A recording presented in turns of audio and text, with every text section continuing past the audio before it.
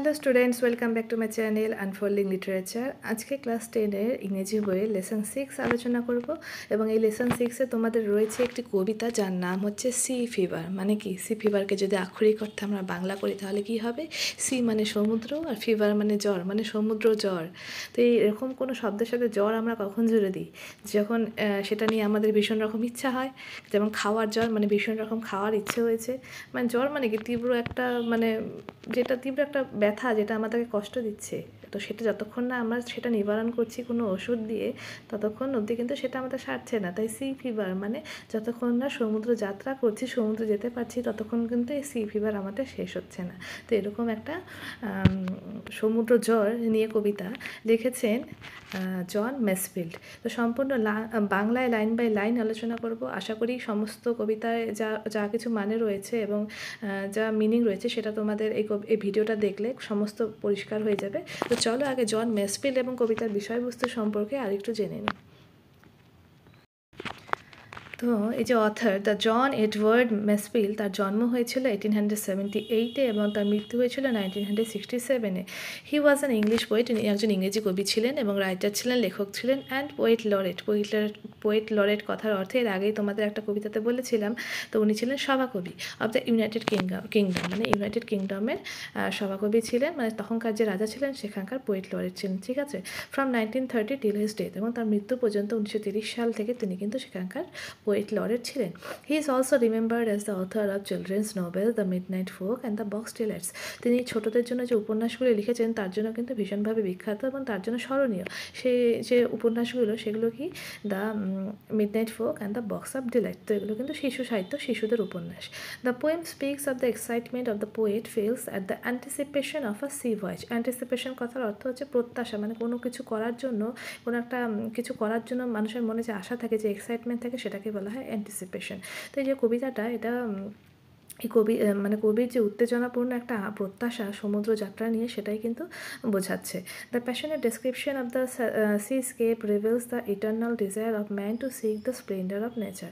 তো এখানে যে আবেগপূর্ণ একটা বর্ণনা দেওয়া হয়েছে, সি স্কেপ মানে সমুদ্রের, তো এটা মানে আমাদের এটা কি প্রকাশ করছে, যে মানুষের যে চিরন্তন ইচ্ছা রয়েছে, এই যে নেচার মানে প্রকৃতির, এই প্রকৃতির যে জাঁকজমকপূর্ণ যে একটা ব্যাপার রয়েছে, সেটা খোঁজার জন্য মানুষের মধ্যে যে সবসময় একটা উত্তেজনা রয়েছে, একটা আবেগপূর্ণ একটা ব্যাপার রয়েছে, সেটা কিন্তু এই কবিতার মধ্যে দেখা গেছে। তো এখানে কবি একটা সমুদ্র যাত্রায় যাওয়ার জন্য ভীষণভাবে এক্সাইটেড, এবং তিনি কী কী বলেছেন চলো এই কবিতাটা পড়ার মধ্যে দিয়ে আমরা বুঝি। I must go down to the seas again, বলছে আমাকে অবশ্যই সমুদ্রে ফিরে যেতে হবে। To the lonely sea and the sky, কোথায়? যেখানে আকাশ একা, একদম মানে সমুদ্র একা, যেখানে সমুদ্র নির্জন, তার কোনো সঙ্গী নেই, অ্যান্ড দ্য স্কাই, যেখানে এই সমুদ্র এবং আকাশের কোনো সঙ্গী নেই, তারা একদম নির্জন বা নিঃসঙ্গ। And all I ask is a tall ship, এবং তার জন্য এই সমুদ্র যাত্রা যাওয়ার জন্য আমার কী প্রয়োজন? আমার একটা লম্বা একটা জাহাজ প্রয়োজন। And a star to steer her by. তো স্টিয়ার কথার অর্থ হচ্ছে যে দিক নির্দেশ করা, মানে পথ কোন দিকে সেটা চালনা করবে। তো আকাশে তারা দেখে কিন্তু আগেকার দিনে নাবিকেরা তাদের সমুদ্র যাত্রার সময় জাহাজ চালনা করার জন্য তাদের পথটা কোন দিকে যেতে হবে, পূর্ব পশ্চিম উত্তর দক্ষিণ, এইভাবে কিন্তু তারা আকাশে তারা দেখে বিচার করতেন। তো এই কবির সমুদ্র যাত্রার জন্য একটা যা দরকার তা হচ্ছে একটা লম্বা জাহাজ এবং একটা তারা তাকে চালনা করার জন্য। And the wheel's kick, the wind song, the white sail's shaking.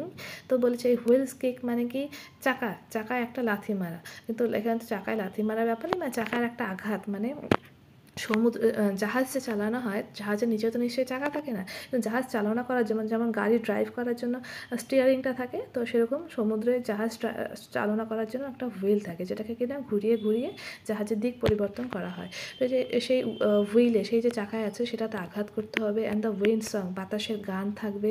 And the white sail shaking, আর যে সাদা সাদা বড় বড় পাল রয়েছে সেগুলো কিনা হাওয়াতে কাঁপবে। And a grey mist on the sea's face, আর সমুদ্রের যে মুখে একটা ধূসর একটা কুয়াশা পড়ে থাকবে। And a grey dawn breaking, আর তার মধ্যে দিয়ে একটা ধূসর একটা সকালবেলা, ধূসর একটা ভোরবেলায় মানে ধূসর একটা ভোর আস্তে আস্তে বেরিয়ে আসবে। তো এখানে কিন্তু সমুদ্রে তিনি এই যে প্রথম 4টে লাইন, প্রথম স্তবকে কিন্তু তিনি সমুদ্রের একটা বর্ণনা দিয়েছেন, ঠিক আছে। তিনি কীরকম সমুদ্রে যেতে চান, যেখানে কিনা ভীষণ হাওয়া থাকবে, বাতাসে গান থাকবে এবং চাকায় আঘাত করলে সেই যে সাদা পালগুলো সেটা কাঁপতে থাকবে। একটা ধূসর ভোরবেলা দেখতে পাবেন তিনি, সমুদ্রের মুখের ওপর একটা ধূসর কুয়াশা দেখতে পাবেন। তো এই সমস্ত দেখার জন্য কিন্তু তিনি ভীষণভাবে এক্সাইটেড। তার জন্য কিন্তু তাকে অবশ্যই আবার তাকে সমুদ্রে যেতে হবে। কবি কিন্তু সেটাই এখানে বলেছে। এরপর সেকেন্ড স্ট্যান্জাতে বলেছেন I must go down to the seas again. তিনি আবার বলেছেন আমাকে অবশ্যই আবার সমুদ্রে যেতে হবে। কিসের জন্য এবার? For the call of the running tide. তো ওই যে রানিং টাইড মানে যে সবসময় চলমান যে জোয়ার ভাটা রয়েছে সেগুলো আমাকে ডাকছে। তাদের ডাকের জন্য, তাদের আহ্বানে আমাকে অবশ্যই আবার সমুদ্রে যেতে হবে। Is a wild call and a clear call that may not be denied. আর এই যে জোয়ারের যে ডাক সেটা কিন্তু একটা ওয়াইল্ড কল, একদম বন্য কল, মানে যেটাকে আমি ইগনোর করতেই পারি না, ঠিক আছে? আর বলেছে একটা বন্য আহ্বান, আর ক্লিয়ার কলে একদম পরিষ্কার করে ডাকছে, যেটা কিনা কোনো মতেই আমি ডিনাই করতে পারছি না, অস্বীকার করতে পারছি না। And all I ask is a windy day with the white clouds flying. আর আমার একটা মানে যেটা আমার শুধুমাত্র চাই সেটা হচ্ছে একটা বাতাসপূর্ণ দিন এবং যেখানে সাদা মেঘেরা আকাশে ঘুরে বেড়াচ্ছে।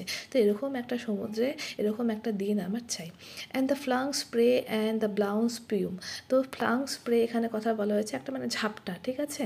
সমুদ্রে যে জলের যে ছাপটা সেরকম একটা ছাপটা। অ্যান্ড দ্য ব্লাউন স্পিউম, স্পিউম কথাটা হচ্ছে যে সামুদ্রিক ফেনা, মানে সমুদ্রের জলগুলোর যে উচ্ছ্বাস, এই শব্দগুলোর মধ্যে দিয়ে কিন্তু সেটা বোঝানো হয়েছে। একটা জলের ঝাপটা আর হচ্ছে ব্লাউন স্পিউম মানে ফেনাগুলো বেশ মানে উপরে আসবে, তো এরকম প্রস্ফুটিত ফেনা। And the seagulls crying. Seagulls হচ্ছে এক ধরনের সামুদ্রিক পাখি, যেটাকে আমরা বাংলায় বলতে পারি যে শঙ্খচিল। তো শঙ্খচিলেরা জোরে জোরে চিৎকার করবে, এই সি গার্লস পাখিরা জোরে জোরে চিৎকার করবে তাদের যে আওয়াজ সেটা দিয়ে। তো এই সমস্ত দেখার জন্য কিন্তু তিনি একদম অস্থির হয়ে রয়েছেন। তো এই দ্বিতীয় স্ট্যান্ডায় যা আছে, তিনি ঘরে থাকতে পারছে না, তাকে আবার সমুদ্রে যেতেই হবে সেই জোয়ারের ডাকে, যেটা কিনা তিনি কোনো মতেই অস্বীকার করতে পারছে না, যেটা যেই ডাকটা এতটাই বন্য। এবং তাকে তিনি কী দেখার জন্য অধীরভাবে মানে অধীরভাবে অপেক্ষা করছেন?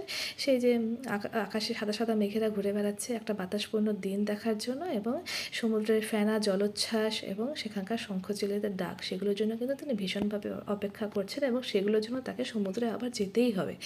এরপরে থার্ড স্ট্যান্জাতে, এটাই হচ্ছে লাস্ট স্ট্যান্জা, বলেছে I must go down to the seas again. আমাকে আবার সমুদ্রে যেতে হবে। To the vagrant gypsy life. Vagrant মানে ভবঘুরে, ঠিক আছে? জিপসি মানে যারা ভবঘুরে তাদেরকে বলা হয় জিপসি। তো আমাকে অবশ্যই আবার সমুদ্রে যেতে হবে ভবঘুরে যাযাবর জীবনের জন্য, ঠিক আছে?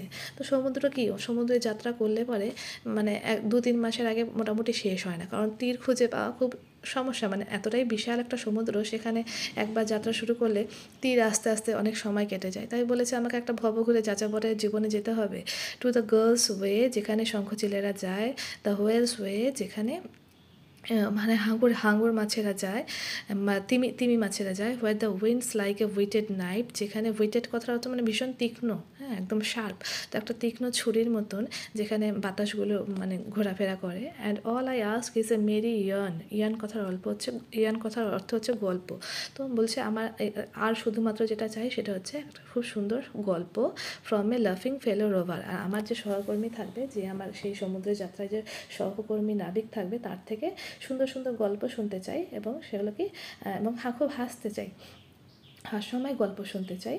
অ্যান্ড কোয়াইট স্লিপ, তারপরে সেই সমুদ্রযাত্রা শেষে আমার একটা শান্তির ঘুম চাই। অ্যান্ড এ সুইট ড্রিম, একটা সুন্দর মিষ্টি স্বপ্ন চাই। When the long trick is over. Trick মানে যাত্রার কথা বলা হয়েছে, এই জার্নিটার কথা বলা হয়েছে, যে আমার যাত্রা যখন শেষ হবে তারপরে আমি একটা সুন্দর ঘুম চাই, একটা মিষ্টি স্বপ্ন চাই, ঠিক আছে? তো এই লাস্ট স্ট্যান্জা কবি বলেছে তার যে সমুদ্রে গেলে যে তার যে ভবঘুরে যে যাযাবরের লাইফ সেটা চাই। এবং সেখানে তিনি কোথায় যেতে চান?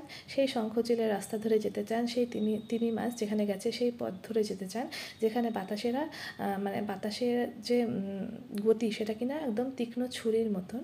আর তিনি একমাত্র যেটা চান সেটা হচ্ছে তার যে হাস্যময় যে সহকর্মী নাবিক রয়েছে তার থেকে সুন্দর সুন্দর গল্প শুনতে চান। এবং এই জার্নি, এই যে যাত্রা, এটা শেষ হওয়ার পরে কিন্তু তিনি একটা সুন্দর ঘুমে ঘুমোতে চান এবং একটা সুন্দর মিষ্টি স্বপ্ন দেখতে চান। তো এটাই হচ্ছে কবির অদম্য ইচ্ছা একটা সমুদ্র যাত্রা করার জন্য, ঠিক আছে? আশা করি কবিতাটা তোমাদের লাইন বাই লাইন বোঝাতে পারলাম। ভালো লাগলে অবশ্যই লাইক অ্যান্ড কমেন্ট করবে এবং এরকম আরও ভিডিও ভবিষ্যতে পেতে হলে অবশ্যই কিন্তু চ্যানেলটা সাবস্ক্রাইব করবে এবং তার পাশে যে নোটিফিকেশান বেল আইকনটা আছে সেটা কিন্তু একদম প্রেস করতে ভুলবে না। তো